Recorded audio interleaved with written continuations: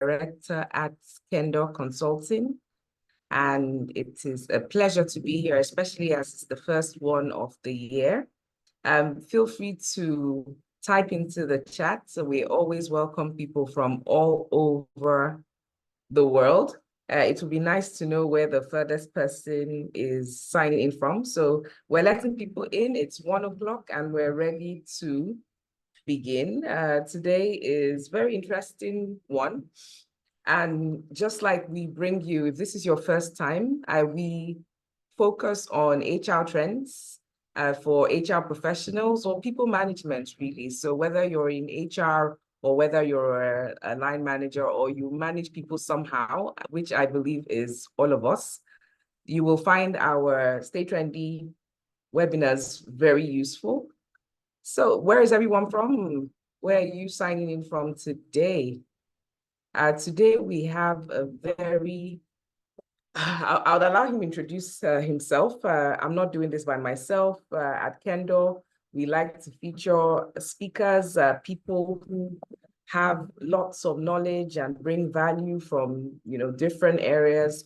As long as it's around people management, we're happy to host. So today, oh, someone is signing from Abuja, Lagos. Okay, good.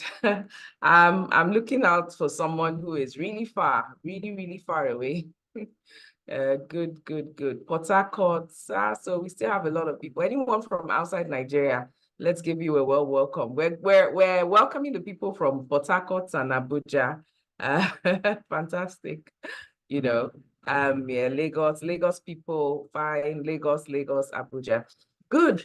So again, this is the first of the series. This is the Stay Trendy webinar series. Today we have a speaker, and our very, very first session is very apt in terms of the title. The subject matter is about trends. What should we expect as HR professionals, as people managers in 2024? And with us to help us here is well, I'll allow him to introduce himself. So can you introduce yourself? Yes. So Josh, I don't want to, okay, but I'll just give it a try. Joshua Ademwaju. You tried. That's good. Yeah, I know. I'm quite good with, I'm not bad, when it comes to names. Yeah, definitely. Over to you, Josh. I know today we'll be talking, you're here to tell us some great stuff about what to look out for in terms of people management, HR, or as HR professionals in 2024. So I'm really looking forward to this session. So I'm handing over to you. Thank you. Thank you so much, Adora. Thank you. I really appreciate the opportunity to be here. And I mean, it's great. I've known Kondo Consulting for a while, and you're doing great work. So well done to you, Adora, and to the Kendo team. Yeah, I'm happy to be here. My name is Joshua Demuwagu. I work with KPMG, West Africa. I'm an associate director with KPMG. You can see the lights behind me. I'm in the office, right? And it's been a very exciting ride. Worked with Philips Consulting in the past, worked with outside HR in the past, so worked with some other organizations and some other consulting firms. In total, I would say that I've been in the consulting space for about 16 years, and then all the other things I've done in my life, if you were to put them together, maybe about 20 years thereabout, in terms of work experience. I'm excited to be here because I always count it a huge privilege to speak to people about something I'm extremely passionate about, which of course HR falls into that bucket, right? I've prepared some slides, so I'm just going to share my slides, and then we just run through this very quickly. I'm glad to take your questions. Please let me know when you can see my slide. You can see my slide? Yes, we can. I can. Fantastic. Okay. Yes, I can. Okay, great. Okay. So I usually tell people that I'm not the regular HR guy, right? Because I understand that the world we live in now, HR has gone beyond, hire this person, train this person, in some balances, fire this person. You know, HR has become extremely strategic. And by virtue of my work experience and what I do at the moment at KPMG, you know, I work with businesses from different facets of life, different industries, different sectors, and we are advising, you know, their clients and having conversations with them about how to shape their HR profession and to shape the various initiatives that the HR strategy has teased out for them to execute, for them to be able to be successful in a particular year or a particular period. And one of the things we found, you know, just leveraging our experience working with clients across board, and also, you know, just also relating with the global landscape, you know, around what are the things happening globally and what are the implications of those happenings on the HR space, the people space, how people are going to sort of relate with each other in the workplace, you know. And there are a number of trends that we found. In this presentation today, I would just very quickly take you through a number of things, a number of thoughts that I believe would be, some of them will be conversation starters, some of them you might even be aware of them. For some of them, you might be hearing for the first time. But again, I understand that they will tell you that the most critical skill in the 21st century, right, is the ability to learn, to relearn, and to unlearn, right? The fastest way you can do these three things would be a leverage in the world of work today. And so, saying the same thing to all our wonderful participants from different parts of the world and saying welcome and let's go on a very interesting journey. I'd like to introduce my presentation with a quote by Jack Welch. Jack Welch used to be the chairman and CEO of General Electric. I mean, died in 2001. A remarkable man, written lots of very remarkable books that I would advise that if you can lay your hands on, you can read, you know.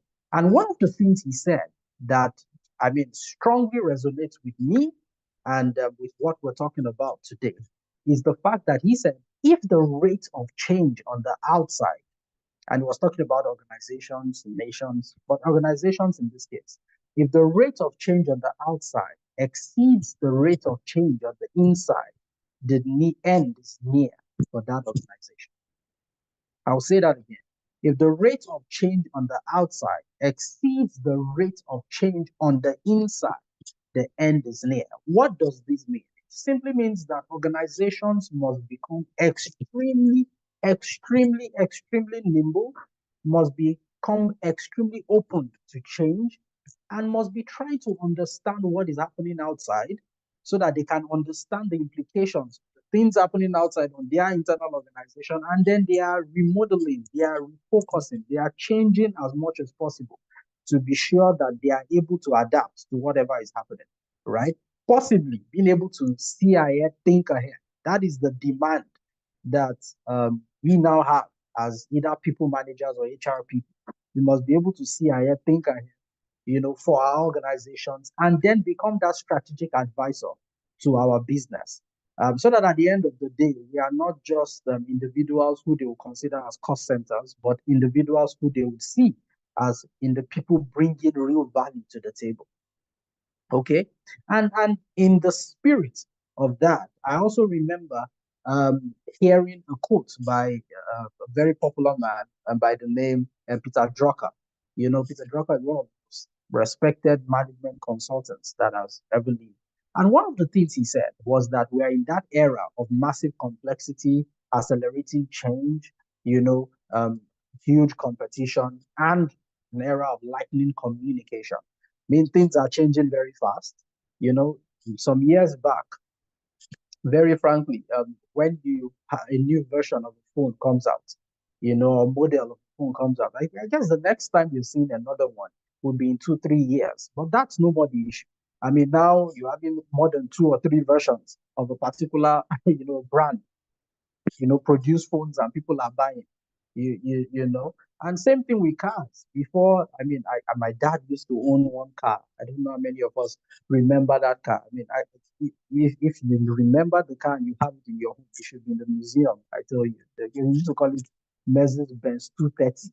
Then after a while, they created one with some lines at the side called Silver Shadow. You, you know, those cars were so strong because you buy it and you would use it for years. At the point they called it Mercedes-Benz's greatest mistake because you buy the car, you're not buying another Mercedes-Benz. You just keep using it. But that's no more the case. Now, new models of cars are coming out every year, right? Telling us this is just the era we're in. Competition is now global. You're competing with people in China for talent. You compete with people in UK, in Canada, in different parts of the world for talent. So competition is global, and things are no longer as simple as they used to be before. You now talk about wicked problems, right? So things are getting more complex. And of course, communication is becoming as fast as the click of a button. So all of this define the era we live in. And with that in mind, the things that I'll just touch on this afternoon very briefly. Well, I'm going to touch on the global economic landscape, understanding what's happening on the outside. Then I'll narrow it down to the implications of this, where HR is concerned or people management is concerned. So talk about the 2024 HR trends. And I'll talk about what we should be thinking about and we conclude, right? In terms of the global economic landscape, right? In the just concluded, and I mean, that was just last week, we had the World Economic Forum Davos 2024 happen. Now, at Davos, they said about 56% of the chief economists who attended that particular conference or summit, right, said categorically that the world economy is predicted to weaken in 2024. So, I mean, you look at what's happening to us in Nigeria, you look at what's happening to us in different parts of the world. So, you're talking about the war in Gaza and, the Gaza war, Israel, and the Hamas. You're talking about the war in Russia and Ukraine. It's still on. People have forgotten that war is not happening because Israel and Gaza and so Hamas are having their fight. That war is still on. Even within Africa, there was, different challenges economically. For us in Nigeria, for those in Nigeria, two very big issues is inflation, right? Inflationary pressure and the unstable economic exchange rates that we have. I mean, as of yesterday, I think I was hearing in the market, the dollar was about 130 something, 100 and 300, 1,300 and something naira, to a dollar. So, I mean, things are getting very interesting, for want of a better word, right? And what this does is that there are implications on the standard of living of Nigerians and the standard of living of people globally. Now, this is not only it's no longer a Nigerian issue; it's now a global issue, right? And these things have implications on human capital development as a whole. Now, when you look at the global landscape, one of the things you discover, and I mean, just from studying it, I've discovered 4 key factors are driving a lot of the changes we'll find. And those changes are also impacting the way we manage people and the HR profession. So we're talking about one, technology. Of course, technology is being infused. You're talking about ChatGPT now. You're talking about AI. It's now a topical, issue. You're talking, very, very strongly about a lot of, different kinds of ATS, that's an applicant tracking systems, to just crash the way recruitment is done, change the way recruitment is done, training. People are now talking about virtual reality as one of the methods that we should be embracing. And not to even talk about things like machine learning, and then people are beginning to say, you know what, let's move a lot to self-service through our HRS. That's how, those conversations are happening, and technology is impacting the speed at which organizations are transitioning. The implication is that some people will either lose their jobs, right? And then also it means that some people will need to be trained to be able to manage this technology. Globalization is, of course, this has been happening for a while. As I said earlier, competition is now global. The company you're competing with, or the company your organization is competing with, is not necessarily in Nigeria anymore. It's somewhere in Canada, somewhere in Timbuktu, And what the implication of that is that you have to raise the bar, and you have to be thinking global while you are acting local, right? COVID-19. Well, we said that's COVID-19. Well, I mean, at Davos, They're talking about the possibility of another variant, another disease, a pandemic, surfacing, right? And even if we ignore that and we just focus on COVID-19, what COVID-19 has done. So we're talking about now, the great um, the name they call it now, got it. Now the great people are leaving their jobs basically. The great resignation, exactly. The great resignation. People are having that. So what happened during COVID-19? People had the opportunity to think about their lives, to think about the things they were passionate about, to think and ask themselves, this life is not that difficult, And then COVID-19 sort of just opened up the world to different possibilities. So there are conversations around flexi work, hours now. People are asking and demanding for those type of things as part of it. Ask you, okay, you want to hire me? Yeah, is flexi working? Is it a possibility in your company? If you say no, then people are talking about, okay, let's move on. And it's a topical issue. It's impacted culture, impacted a lot of things. And then social policies have become huge, right? So people tell you that I want to work with you, but I have this, there are things I am concerned about, i.e., climate change, and what is your organization doing in that space?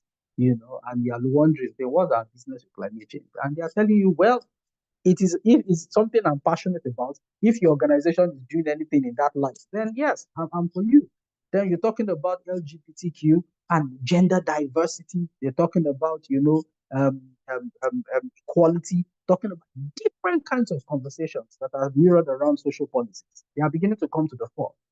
Previously, it was Black Lives Matter, and all of that. Now, what those things are doing, these four forces, what they are doing is that they are driving and causing radical shifts in how we live and how we work. And the implication of that is that all of these have produced the trends that we're going to observe in 2024. From studying a lot, having conversations, and looking internally as an organization, we've come to the conclusion that 2024, there is going to be a rise in 9 key things, right? And organizations must focus on these trends if they want to survive and, more importantly, thrive. You know, Number one, there's going to be more migration happening. More migration. I mean, there's nothing we can do to stop it. Now, according to statistics that we have, 52% of skilled employees in Nigeria intend to quit their jobs and relocate abroad within the next 12 months. 52%. Think about it. 52. So this is, of course, some will be successful, some will not be. But the intention from our survey, 52% are saying, you know what, I'm done. And this, all of the things happening around is impacting this. So migration would increase, right? You'll be amazed that I've even discovered now the trend is people are, if UK, Canada, and all those things are too difficult, people are migrating to other African countries. you know. Then number two, when you look at the workplace demographic, right, what you find is that there'll be more individuals in the Gen Z category coming into the workplace. Now, Gen Z talks about people born between 2001 and 2020. More of them will be coming into the workplace, right? What is the implication of that? The implication of that is very simple. The way we relate and the way we engage employees must change. You can't engage Gen Z individuals the way traditionalists, the baby boomers, even Gen X or even the millennials are being engaged. Preferences and what they are looking for is different. So, I mean, these people are a lot more tech savvy. I remember my 9-year-old son. I mean, the way he can't takes a tab and the way he's turning, you give him your phone. He's Googling, downloading what he wants, doing and I'm wondering, when I was this guy's age, what did I even know how to type on the typewriter, not even a computer? But things are changing. So the mindset and the orientation is different. The Gen Z individual wants to get into the workplace, work for you in the morning through afternoon. When the person closes by 5, the person says, you know what, in the night, I play a guitar in a nightclub somewhere. And you must understand it, right? In fact, so, I mean, that you cannot frown at that. If you frown at that, the person will leave your job and go and be playing guitar permanently. So, person wants to come to the office and say, yeah, I work for you, but I'm a fashion designer. I design clothes. So in fact, are you interested in buying something from me? And this never used to happen in the past. There is a rise in the demand for flexible working. And yes, people are talking about that. And I won't talk too much about that. I'm sure it's already a reality for a lot of people, right? Then upskilling and reskilling the workforce has become a necessity, has become a necessity. Why? I mean, according to the World Economic Forum again, they say by 2025, about 50% of the workforce will need to be reskilled. And that's just the reality, right?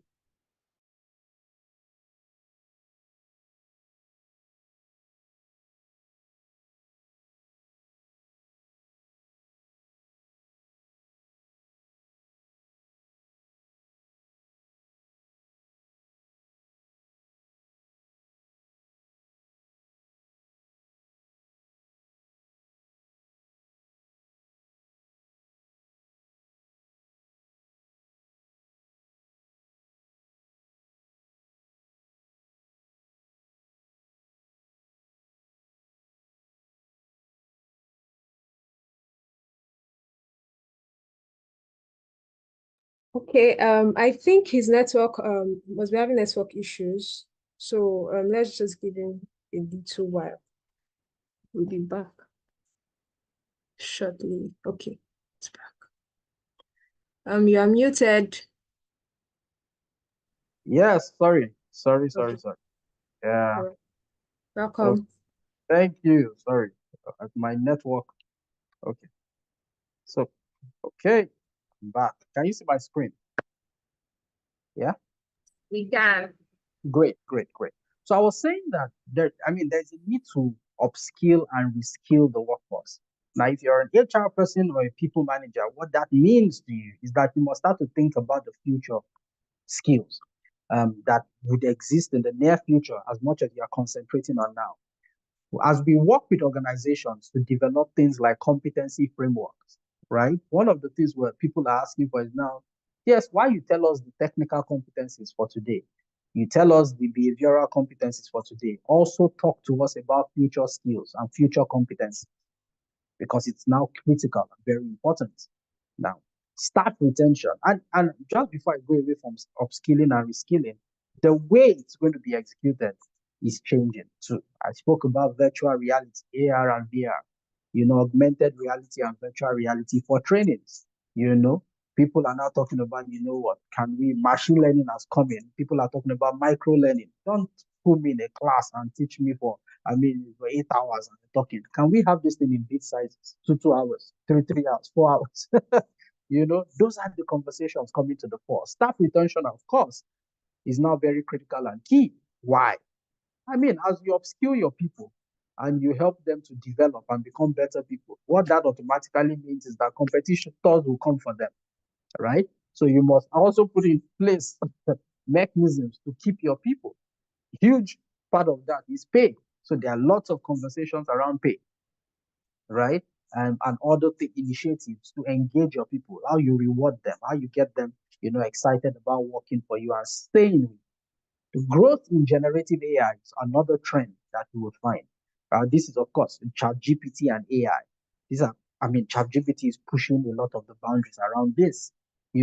What is the policy of your organization around the use of ChatGPT to do things that are related to your office? Those are conversations that you must start to think about if you've not started to think about it and begin to put certain things in place to manage it, right? HR technology, I've spoken about that. Strikes and industrial actions, that this year would increase. And organizations must be very, especially those organizations that are unionized. This becomes very critical because as conversations around pay, employees will be pushing for more pay. And what that does is that, of course, companies will be looking at their bottom line to manage the demands of the employees and the reality on ground. And so there is the huge tendency for strikes and industrial actions to increase, and office experience becomes something also to look at. So how do you create an office? So while people are clamoring for people to come back to work, to the office, and trying to manage flexi working hours and what's happening in that space. The office experience must be thought about by the HR people. I mean, how do you want to organize your office? How do you want to make your office somewhere where individuals would like to come and stay? Now, these are 9 trends. What should we be thinking about as I conclude? I think number one, the talent management strategy of organizations. You must review it. Think about it. How do I manage talent from recruitment to exit? Such that as people come in, the onboarding process and how they are managed, their entire career is managed. And even when they want to leave, let them leave as ambassadors and not necessarily as sworn enemies of the business. Number two, change management has become a critical competence for HR people to develop and embed in their business strategy. Very critical, change management, because a lot of things will be changing. How do we go through the various, take people through the change curve very seamlessly? That will be something for HR people and people managers to think about. Number three, knowledge management, such that knowledge is trapped within the organization. And as people leave, rather than fighting people, right, you're able to manage expectations and you know that, well, we've managed the knowledge. As long as the knowledge retains, the skills and the competences remain within our organization. Yes, people are training people are mentoring programs, training programs, coaching programs, organizations, and systemize how to trap knowledge. Those things must become key conversations for HR people. Of course, reward and recognition needs to be relooked. I won't speak too much about that because I know that is something very key and huge for businesses, right? And of course, as because of the cost of living crisis that is happening, you must start to think about what is our response in very creative ways. Do you want to get a staff boss? Do you want? Just think about things, creative ways to ensure that people. The cost of living is you can, as much as you can, lessen the impact of that on people, and at the same time they're able to still deliver value to your organization. Number 6, skilling and upskilling employees to survive in this technology and AI-driven world is sacrosanct. The solution is not reduce the training budget. The solution is what are other creative ways that we can ensure people are still getting trained, their CPD hours are being clocked in, and more importantly, people are being enabled to add value to the organization. And then you must embrace technology as much as you can. This cannot be oversaid, right? Now, in conclusion, I just tell you a story about 2 men, Robert Scott and Roald Amundsen. These 2 men, they were involved in what they call the race to the South Pole. At the South Pole, of course, the Southern Hemisphere, the very cold regions of the world, right? So they started out to travel to the South Pole, and they were in this, even though it was not obviously said, but there was this competition of who will get to the South Pole first. Now, I tell you what both of them did. For Amundsen, he laid out a specific plan regarding his journey, how long they will travel. Now, if you've ever gone, if you traveled to Canada within the last few weeks, you know how terrible the cold is. It's terrible. Even the UK, terrible. Now imagine going to the South Pole. It's whatever. This is minus, minus 30, it's terrible, really terrible. Now, he understood the harshness of the weather, created a plan, told himself, this is how much we'll travel every day. This is where we'll camp. This is what our people will eat. This is, well planned out. And he set out on this journey. Scott, on the other hand, a man from the UK, decided, all this planning might not really be necessary. Let's just keep going, right? Right? Well, as we meet every challenge, we find ways to surmount the challenge, and let's hope for better days in the future. At the end of the day, guess who got to the South Pole first, and who got to the South Pole in one piece? Of course, you know the answer. Amundsen did, right? And Roald Amundsen said, victory awaits him who has everything planned and ordered out. What am I trying to say? Very simple. You see, 2024 is like a blank slate, right? there are pointers to the different things that will happen. The government is doing what they can. Different governments of nations are doing what they can. And businesses are trying to do what they can. As HR people or people managers or custodian of managing people, it's our responsibility to sit down, ask ourselves very important questions. From our understanding of what is happening, we cannot ignore what is happening and say, well, let's just be going. We'll figure it out when we get there. We must sit down, come up with a plan, think about the future, and think about the now, and also be a step ahead in terms of organizing our organization to be enabled to not only meet these challenges, but to surmount the challenges successfully. We must be bringing as much value as the CFO would do, right, to the table. That way, I believe that we would be leveraging the trends to our advantage rather than letting the trends happen to us. Thank you so much for listening to me. I think I'm open to questions if you have them. Thank you. That was fantastic. Thank you so much for that, Joshua. I'm sure lots of people have questions. I definitely could resonate with quite a number of the things that you said. I don't think there's anyone who will not resonate with those mega trends that we're all part of, from migration to the Gen Z in the demography. There's just so many issues. So I'm going to look through the chat. Please feel free, everyone, drop your questions in the chats. If you want to speak, you have a good connection, why not? Raise your hand and we'll unmute you, right? So we'll try that. Or should I ask whether we plan for that?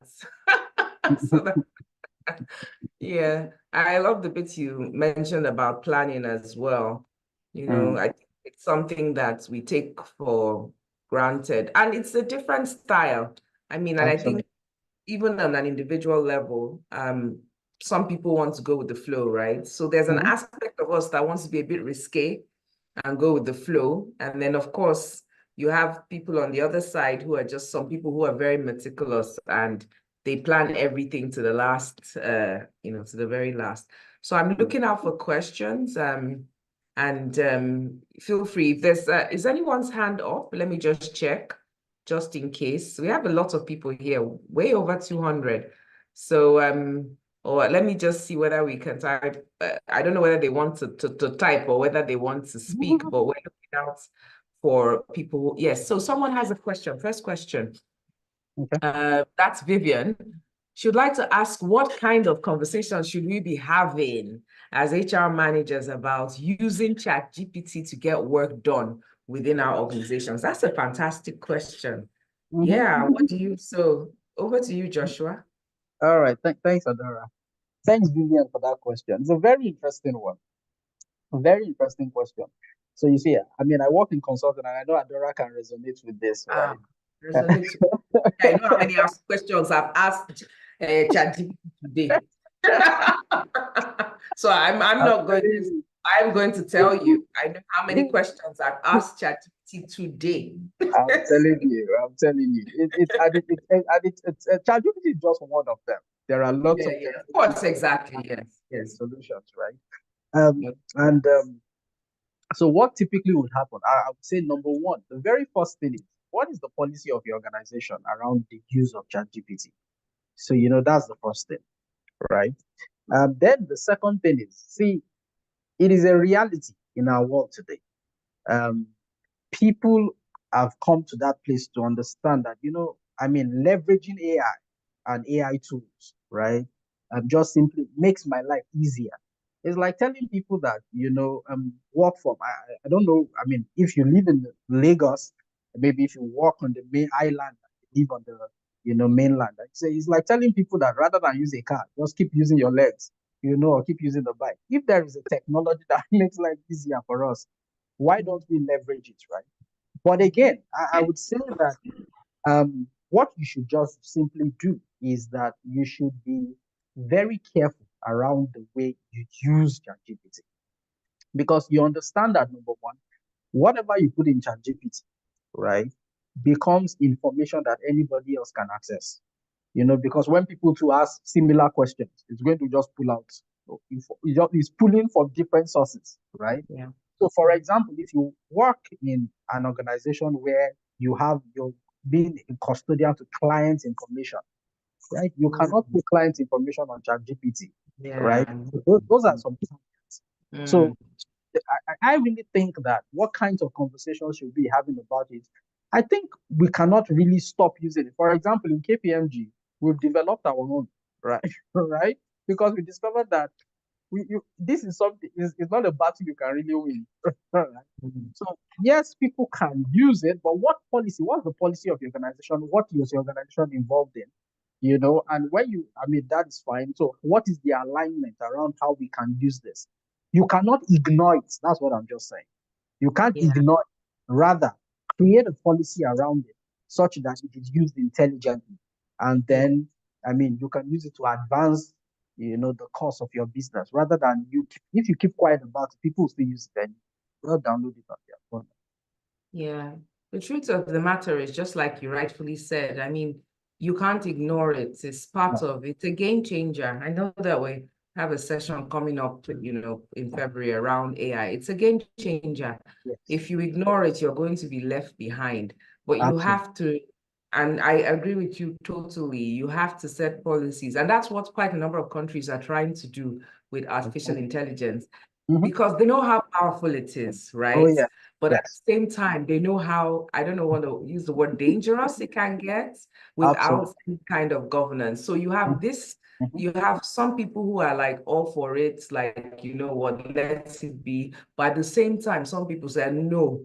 And you're given a fantastic scenario like client information, because you can also feed it with information. I tend to do a lot of questions. I ask it a lot, for me, it's questions, especially around things I already have an idea, because ChatGPT also makes mistake depending on the data that it has been fed. I've used it several times and it gives you wrong data. I have caught out ChatGPT. Let me even make you laugh. I asked a simple question: who is the founder of Kendall Consulting? It didn't even get that right. Let me just show you how flawed it can be. You have to be very careful. Yeah. And guess what? I asked, are you sure? And then he said, you know what? It actually came back with my name. And he said, actually, yes, it did. Yes, it did. But it got it wrong the first time. And I questioned it. Are you sure? And it apologized and gave me, So that's just garbage out. You have to be very careful with it. So if you don't know how to use it, then you're in for and then like you said, it copies a lot of data. And if you're working with other people on the same job, all of you are going to have the same type of material. And that wouldn't look good to a client. Exactly. Because the client can just put it on and say, wait. Yes, exactly. And I think I don't want to go into that, but that's the issue we're getting in recruitment now. Because when you ask people to do assessments, especially when they can go and come back, they're writing similar things. And because they're using it. So, that's a different story altogether, but, I think we get the picture. So let's take another question, because I know there's lots of questions. Please, we need to refresh the questions. If you have your hands up, that might be easier, because I know lots of questions have been coming and we may, we could actually miss them in the chat. So another question, you could check the questions as well, Joshua, just in case you're faster than me. Okay, no worries. So that we are not, I don't know whether there's any ChatGPT for this or AI.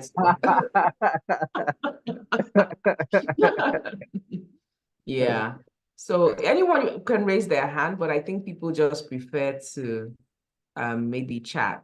So let's look for another good, all the questions are great. So let's have another. I see this one. Yeah. So Moturaya says, aside promotion, salary increase, succession plan, and the likes that help with talent management, how do we handle this recent brain drain affecting the workforce as an HR personnel to avoid huge turnover? Moturaya, I mean, I'm sorry, we can do as much as we can do. How am I not even sure you, Moturaya, are planning to travel out? So so this is what I always say, right? Um, the truth is, your business can only do what it can do, right?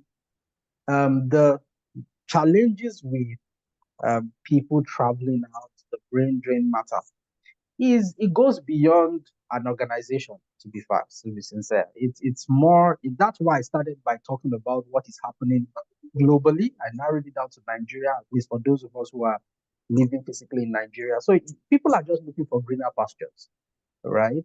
And even when people are looking for greener pastures, I mean, they can be working. I mean, I've heard of a bank manager, even though you can say that they have targets that are very weird, but he was handsomely paid, right? And he's still jackpot, you know. So, what can you do as an HR person? What you can do really is just ensure that you're doing as much as you can, do all the right things in your environment, right, in the organization.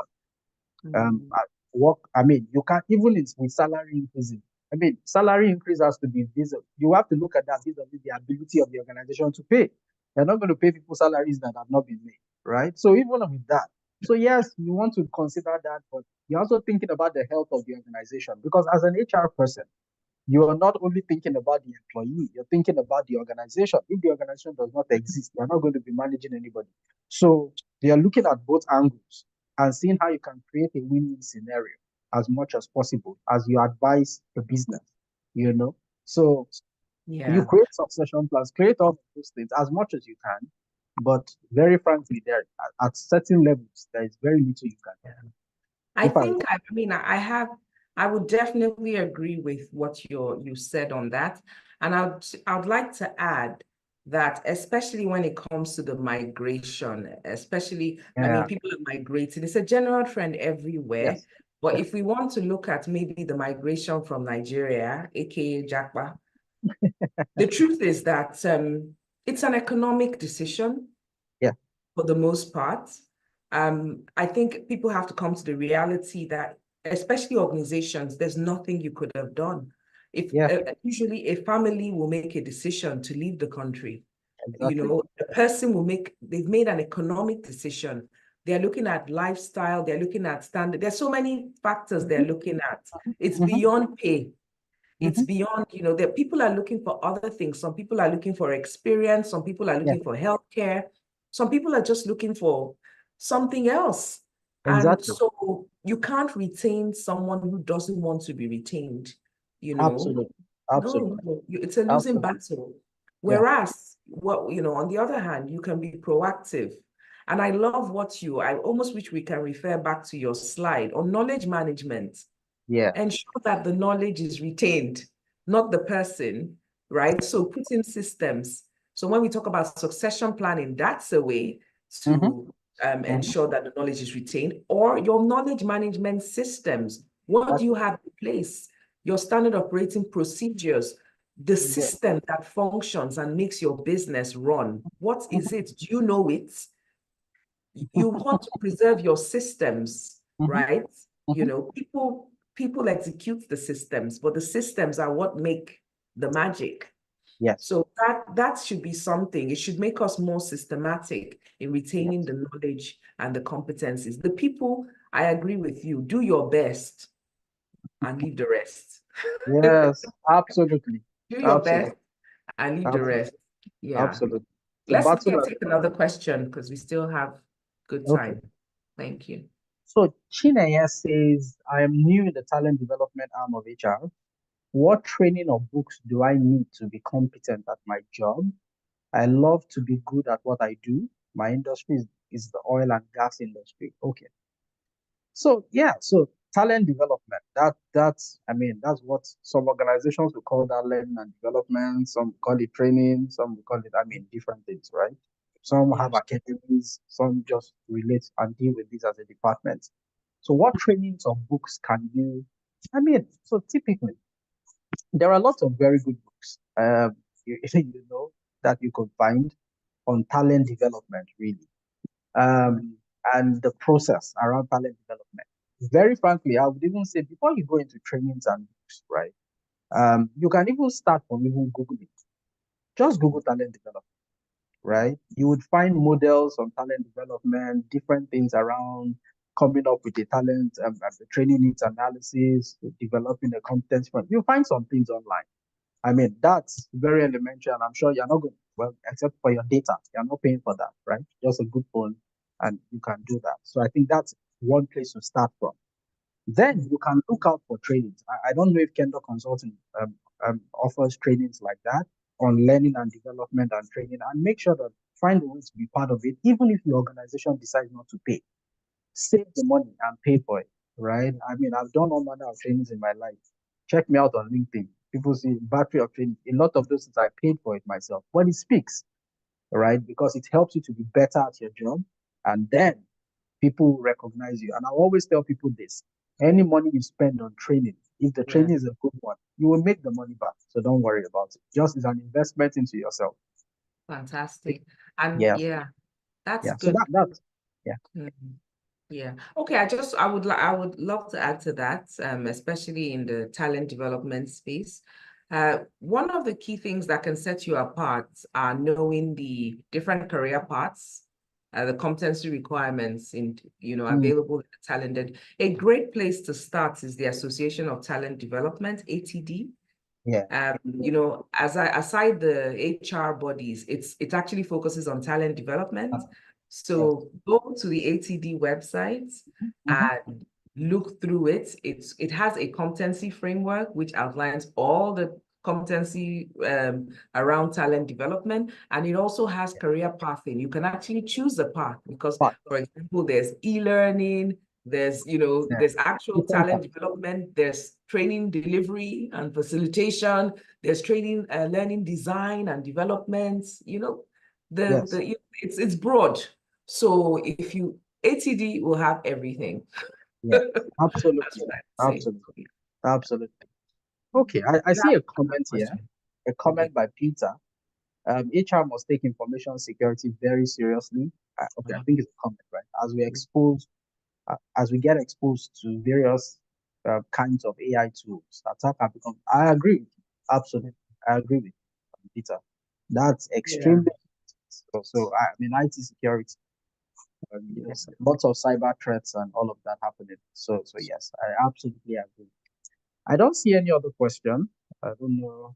Yeah. Anyone has any other questions, or raise your hand? Let's check in the, with the participants, if anyone is in a speaking mode today, because we still have time. We still have about 10, 12 minutes till time up. So this is a good lunch break type of learning and development activity for us. So we still have time. I mean, just even speaking, like, could you share that slide again on the trends? Because I think it will trigger people's, it's a very good slide. So we can recap on those trends that you mentioned, because they're definitely, I mean, that's where we should be looking. Yeah. So just to remind people, I mean, migration, flexible working is a big one. Of course, upskilling and reskilling. We just talked about staff retention. We've talked about AI. Well, HR technology is a good one as well. I think that should be one people are speaking about, now, because we're moving fast. I think it's like AI is like, when there's primary 1 and then you're moving to primary 5, right? Yeah. So it's like some people were jumping some classes. It's like people question, where are we on HR technology, especially in the HR space? How many people here are using technology? Maybe we should do a poll. Like that's key. Have we automated our processes, or are we still using paper and files? Right? Where are we there? Yeah. And what I would always say, where HR technology is concerned, as we do the poll, is that, with technology itself, right, simply means a way of doing something better, faster, cheaper, right? Yes. So in some cases, we might not necessarily think so far, right? By doing something as simple as, we can look at this very simple process of maybe the performance management. We have forms. how do you disseminate that form? Oh, okay, Yes. so if you don't have enough money as an organization, because I'm aware some people might be extremely small, so you might not be able to afford maybe, an HRS, so but what little thing can we do to just make that process simpler? Your leave policy, just how people apply for leave and all of those things. How can you make it simpler? There are lots of tools out there, Bamboo HR, Seamless HR, lots of tools that I think Yeah. just make life at a Yeah. very cheap, not so expensive, Yes. Yeah. I mean, definitely something we should look at because, I mean, AI is about being faster, being, obviously helping us to be more productive. So technology, if you've not automated your administrative processes, you're definitely doing it much slower. I remember having a discussion, maybe about 2 years ago with someone, and they were constantly recruiting. And and for me, it was the obvious solution was technology, but they couldn't see it. They were like, the resignations were so quick, and they were like, how can I get more CVs? How can I do it? And I'm thinking, you need to automate this, I'm telling you. the only way you can be fast Yeah. is if you have an automated recruitment system, not where can I get plenty CVs? Where can I get plenty? It doesn't work. It's stressful. Yeah. If people are sending 1,000 CVs to your email, or if people are even sending 50, that's a lot. A How lot. do you even sift through that? And then tomorrow, you have to advertise the role again. Yeah, And exactly. tell them to send their CVs again by email. Yeah. Why? That, for me, if there's one process everyone should change, it must be recruitment. I agree with you. Applicant tracking system, it just creates unnecessary administrative work. You can't track the people who have been interviewed. You can't move them to the next stage, quickly. You can't, the next time you have recruitment, you can't pull out those CVs again quickly, so those type of things are definitely that. So I think we've looked at a lot of these ones. I don't think anyone has asked about strikes and industrial action. Where's that coming from, that trend on strikes and industrial? Do you want to shed more light on that? Absolutely. Absolutely. As people get more frustrated with the system, right? So what would typically happen is that there'll be a demand. So what we find now as a trend, and this more importantly for organizations who are unionized, right? So what we found is that there is that, going back to go and negotiate the collective bargaining agreement again. I see. And saying, you know what, this is what our demands are now. The business is saying, you can't be making this demand. This is our reality. And they say, no, we are not agreeing. And then so somehow, so they say, okay, we're down to until you're able to answer us, and we try to find the middle ground, right? So that's what we found. And really, those conversations are heating up. And so in the course of the year, except something is done, because there'll be that pressure in businesses or demand to do something around pay and better welfare for employees. And there'll be businesses to look at this vis-a-vis what they can afford. So yeah. Fantastic. Yeah.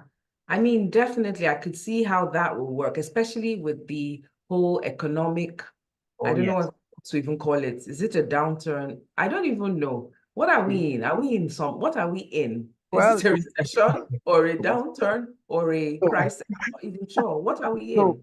Well, it's a crisis, really, because I've not heard the word recession used. No. So If you for a recession, it's a combination. It's a combination. Yes, we are getting there, but we are being assured that we are not going to get there. We're going to get out. Like I think this morning, I read in the news, the CBN governor was saying that things are done such that before the end of this year, that the exchange rates will drastically improve, and that oil prices will come down. With Dangote refinery now starting production, and then Port Harcourt refinery also. So there is that optimism in the atmosphere that with certain reforms, things will get better and we'll get into a recession. So, but I think we're in a crisis. That is clear.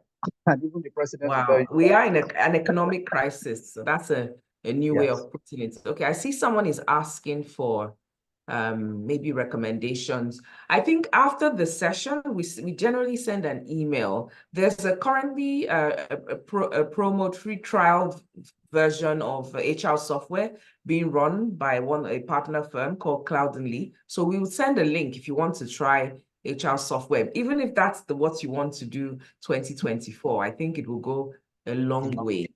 Yeah. So there's a question from Grace on if management, okay, where's Grace's question? I was just seeing it, but I think it said something about what about when if management are the cause of the employee turnover? Is that what it? I didn't see. I was reading it and then it just went up. I think that was what she said. Yes, that what if management are the cause of the employee turnover? Well, if management are the cause, that's What's a the difficult way out? question. Yes, that's What's what the she way said. out? Yeah. You know, the truth is, like I would always say, right? For any transformation, any change to happen, there has to be leadership buy-in, and that's the truth.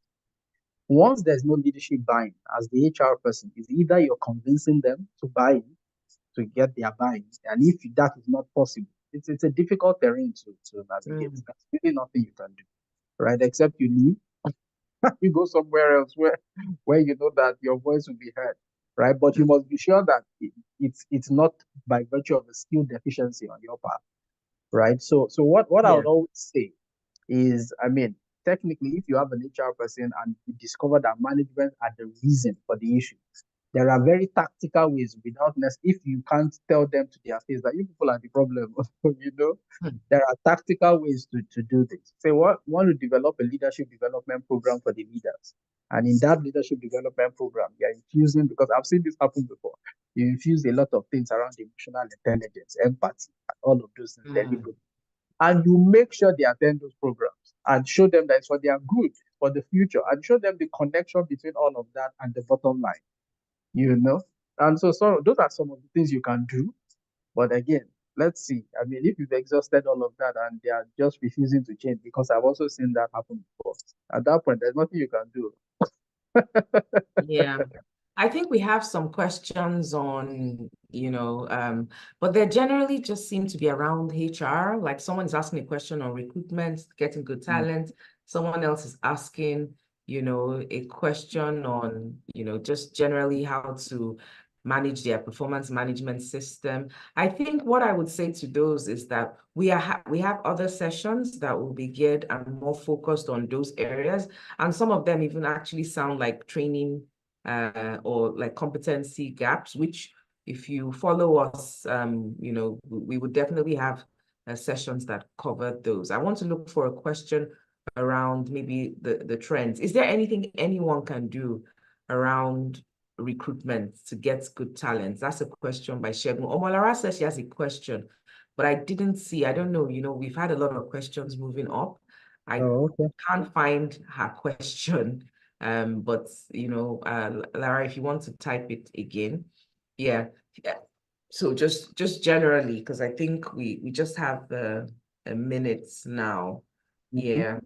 Yeah. So we will be sending some. If somebody's asking for affordable standalone ATS software you would recommend to automate a recruitment process, we will send quite some information in the recording. We would send the recording to everyone who wants to watch, and we'll send some information for what we can recommend.